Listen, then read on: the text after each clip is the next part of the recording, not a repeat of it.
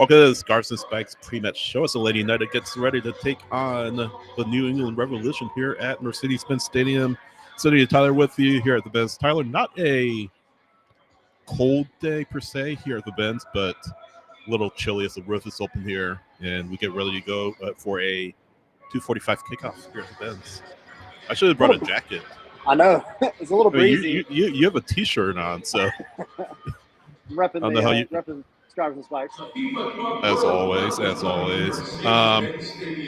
As usual, we'll take you all the way up to, I was going to say all the way up to kickoff. No, we won't take you all the way up to kickoff. We will let you know the lineups as soon as we learn them, and as we get ready for this match against New England, a match that we talked about earlier in the week, not really a must-win per se, but kind of you have to win this one to keep your mindset pretty good going into two really tough away matches, Tyler, against the Philadelphia Union and Orlando City. So I guess, has your sentiment kind of changed since we last spoke earlier in the week, or how are you feeling? No, I mean, I think for this three-match homestand to be successful, you have to win this game. So in that sense, to me, it's a must-win. Also, this is a team that New England has not been that great. You know this. They have 3 goals, right? And not even all from open play. And one's an own goal. It's just they've struggled immensely. And so you talk about the games that you should win, maybe not must win for the definition, but you need to go win this game. This is a golden opportunity. If you come out of this homestand with 7 points, we talked about it back before, then you're feeling pretty okay about yourself. You know, that's pretty decent. So anything less than 3 points though today, it's a disappointment. Yeah, especially in not to dump on New England or anything like that, but like as you said, this is a team that has struggled. To its credit, I mean, it hasn't conceded a whole lot of goals, but hasn't scored a lot of goals. I believe it's 3 goals they scored all season long. One of them's an own goal. Both of them are by Carlos Hill, a traditional Atlanta United killer. So obviously, priority number 1 going into this match is accounting for Carlos Hill, accounting for where he is at all times. He's going to be the talisman for this Millennium Revolution team. He's their star. He's their captain, right? He's traditionally been their top scorer. Had a tough season last year, but he's and this whole team are going into this match understanding that, hey, if we don't get points, we don't get results here sooner rather than later, not only are we going to fall further behind the 8 ball, or it could really cost our head coach our job. So they're going to come in driven. They're going to come in determined to get things righted quicker than or sooner rather than later. I think that's going to be the mindset for the Revs, at least. Yeah, and I think from Atlanta's perspective, you have to handle Carlos Hill similar to how you did Lucha last week, similar to how you try and handle Lionel Messi when he plays. Atlanta admittedly does pretty well when they have whoever the number 6 is just kind of stick to that number 10 like glue. And if you can lock down Carlos Hill, New England's also playing with some younger guys. We talked about it with Jamie Watson, earlier this week on the show. But especially, New England's left side. Arsenal just scored, sorry. But especially, New England's left side, you got to pick on them a lot. But as far as Carlos Hill's concerned, you gotta have somebody, whether it's Slish, we'll find out in a minute, Muyumba, probably. You got to stick on him. Yeah, and in fact, we do have lineups just come out for Atlanta United and the New England Revolution. But for Atlanta United, of course, Derek Williams unavailable for this match with a hamstring. So Luis Abram starting in his place. Back line, let's just go down the lines. Greg is in goal, of course. Pedro Amandor returning to the lineup for the first time in several weeks. Good to see him back in the lineup. Luis Abram again filling in for Derek Williams at center back. Next to Stian Gregerson. Good to see him back as well. Good to see Stian in. Brooks Lennon on the right back. Midfield is a little tricky, Tyler. So you have not really tricky, but the attack is, I should say. I'll get that in a second. Leash in the midfield. Looks like I'm looking right now. Looks like Matthias Klake is available for selection, so he may come in the second half. And then up front, it's going to be a little tricky. Miguel Amarone starting on the left wing, and Alexei Miranchuk at the 10, Saba on the right, and then Latte Lat up close, of course, up front for Atlanta United. So that's the starting 11. I'm going to try to show it here on my screen as well when I can get the graphic up and running. But initial While you do thoughts. that, I think my initial thought is Miggy can play anywhere up top. We know this. We like to see him at the 10. Ronnie Dyla seems to be getting tired of that kind of conversation about him playing at the 10, maybe unless it's out of necessity. But Miggy does play the left wing for Paraguay. So this is not out of the realm of normalcy for him either. He can play there. It's fine. One kind of fun fact, when he was in Atlanta before, even though he was the number 10, he actually tended to stick to the left a lot. And I think that was partially because of the relationship with Joseph. Joseph took up so much energy and space in the center of the pitch going up top, similar to how Latte Life will. But also, he tends to be more of that playmaker when he can kind of hang out a little bit to the left and use that left foot of his. So it'll be interesting to see how effective he is. It's been the first time we've seen it here again in this version of Atlanta United. So, but I think the overall scheme, like you have to keep Saba on the right. We've seen that he is so much more effective over there. Miggy's the one who is kind of the jack of all trades, where you can use his strengths just about anywhere. You don't want to take Saba out to where he's less effective. You're not going to do anything with Latte La. And Miranchuk is the number 10 that you paid for, so he's got to step up and own that spot. Do you see Miranchuk still drop back a little bit? Maybe Miggy shift over more to the middle throughout this match, from the left to the middle? Do you see that at all, do you think? I can see that happening. I think you see him kind of drop into that pocket of space over closer to the right because, again, he is also a naturally left-footed player. Having Miggy on the left keeps him out of Miranchuk's way and vice versa, I think. Yeah. So, and we do see, again, talking about natural kind of tendencies, Miranchuk's natural tendency is to come in from the right, drift in to the left, back towards the center. So this keeps them both out of each other's way. I do think, again, I don't have any insight on this other than what we talked Rondala about and just watching games, but I think part of what has been told to Alexi is going to be, drop back deeper, be a playmaker. You're going to have to run some more. Drop back and get on the ball. Make things happen. Don't just wait for it in that kind of like typical number 10 way.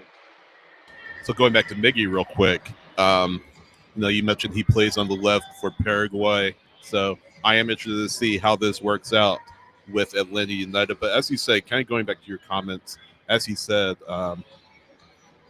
Dyla has been, he was asked this by Henry the other day. And again, you could kind of sense a little frustration with the question. And credit to Henry, the question has to be asked, right? But I'm interested to see if this is the preferred 11 moving forward.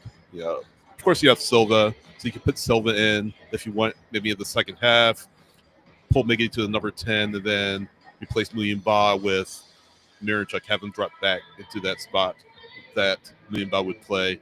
Muyimba, of course, he's had a really good run of form over the past few weeks after coming back from, before and after he was injured. So hopefully more of the same from Tristan. Again, we talked about he's a player that perhaps with this new coaching staff, he's looking to impress them. He's looking to show, hey, I belong on this team. So hopefully more of the same from him that we've seen for the balance of this season, really. Yeah, Muyimba's going to be key against Carlos Hill. You're talking about shutting somebody down. Muyimba's been playing some of the best soccer he's played since the moment he got here. We all know how 2024 went for him. We talked about it on the show. He talked about it on Tuesday at training. And he's taken that step back in the sense of like to kind of reset. And now he's playing better football. So he's going to be massive in this game. He has to shut down Carlos Hill, among other things. Yeah. But if you can get what you got out of him against Dallas in terms of, being just kind of a bulldog ball winner, maybe not defensively as great as you want, but I think getting better. But he's still one of those guys that when it comes time to win the ball back in his own half or his own final third, he's been doing a pretty good job of it. So really Yeah. strong game from him today would go a long way to take a lot of the pressure off back line, but also off of Alexi Mirotic. Yeah. One thing to note, by the way, looking at the Revs lineup, Leo Campana is available for selection for New England. So don't know if we see him in the second half or not, but he has battled injury for most of the season for New England. So he is available for selection. Jackson Yule available for selection, not starting. Will Sands not starting as well. Langoni, another player who, we talked about Langoni. He was brought out he was brought out to hopefully elevate this team, and he hasn't. So we will hope that he doesn't do it against Atlanta United. Tommy's joining us just for a little bit. I think he's at a indoor soccer game. What's up, guys? Would you like to say something? I don't know who that is. Um, would you like to say something? You're on mute. I guess not. Popped in to say hi with some Irish random goodbye. stranger's kid. Yeah, that's funny. Um, but yeah, sorry. Talking about Langoni on the bench. If you look at New England, they have some pieces on the bench that they could pull in the second half. That's something for Lady United to be aware of because if New England are chasing a goal in the second half, they could put in maybe a Langoni, they could put a Campana, they could put in Jackson Yule, who's not a goal scorer, but he is a player that has a lot of experience in MLS. If Tomas Chankalai as well, you can put him in as well. Brandon Bai, if you're in a more defensive battle. So these are players that aren't superstars in MLS, but these are players that have veteran experience in MLS and can maybe change the match if you're New England. So Atlanta definitely Yeah, need to be careful of that, be mindful of that. Going into the second half. yeah, This is going to be pretty interesting. yeah. I mean, they've got players that have been effective, and maybe they're kind of on a little bit of a downturn or temporary downturn, whatever you want to call it. But then you also have to remember, you talk about Leo Campana. Atlanta and Leo have a little bit of history recently. Um, Yes, they do. so if he does make an appearance, I'm curious to see how that plays out because obviously the last time they met, Leo was still with Miami. So we'll we'll see. But if he makes an appearance today, that could be a very interesting battle, Yeah, especially if he comes face to face with somebody named Brad Gazan. right. Might get a little spicy. Might get Yeah, a just a little little spicy. bit. Um, just looking at the chat, just real quick. By the way, if you're on YouTube, definitely leave a comment. If you're on X, that's a little bit tougher to leave a comment there, but click on the video player. You'll see the chat. You can leave a message there. But Dan saying must win in my book.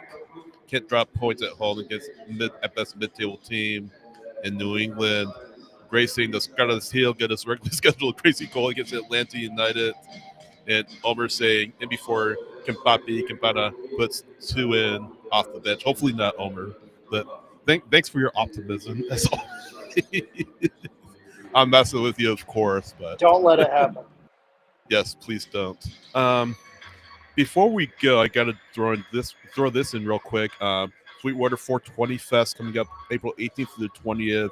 If you haven't entered already, do so. Go to Instagram, go to X, go to Blue Sky. Instructions to do so are there. But just real quick, if you're on Instagram, make sure you're following us. Make sure you're following Sweetwater 420 Fest, the Sweetwater Brewery on Instagram. Leave a comment on our posted or on our pinned post on Instagram and tag somebody you would take to the festival, and you will be entered on X. Retweet our post, repost our post on X. Make sure you follow Sweetwater Brewery and Scarves and Spikes. And on Blue Sky, repost our post over there. They don't have a Sweetwater doesn't have a Repost. repost. I'll just say that. Sweetwater does not have a presence on Blue Sky at this time, but just repost the post we put on Blue Sky, and you'll be entered. If you're on Patreon, go to patreon.com/Scarves and Spikes. All patrons get up to 3 times entries for this contest. But again, Sweetwater 420 Fest, April 18th through the 20th at Pullman Yards here in Atlanta.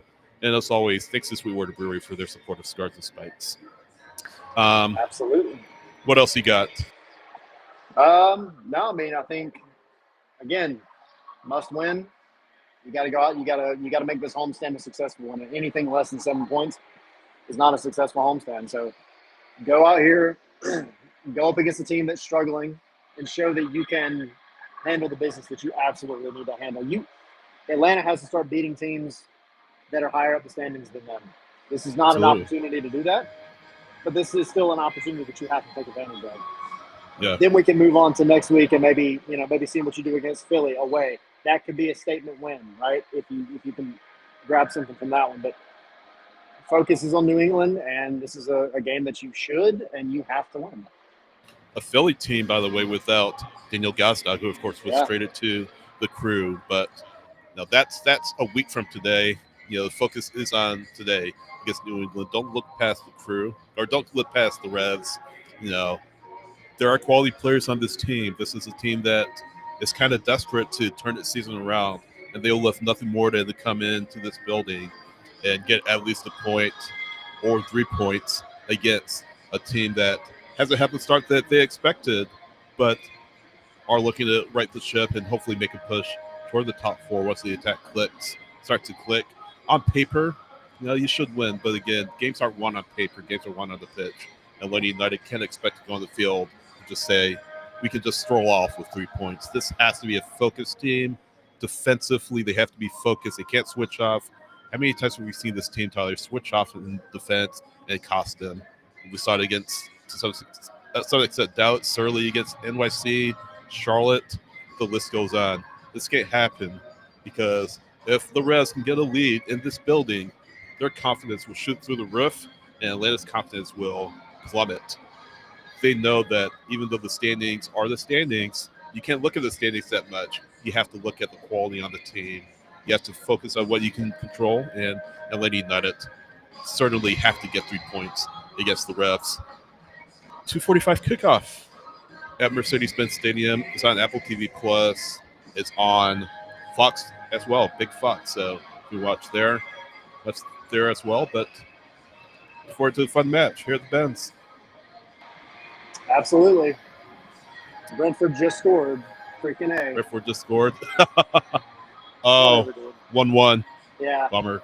And I think just so Bayern's up 2-1, by the way. Yeah, they Right? made Your other a comeback. team's up 2-1. At least we got something going right. But Yeah. 2:55, I think, is actual kickoff. Like actual kickoff. Like not the weird number that they put when they start broadcasting or whatever. I don't know. Yeah. But yes. 2:55. Let's go get 3 points.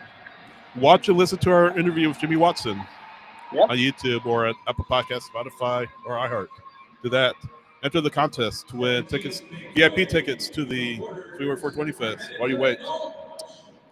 See you after the match.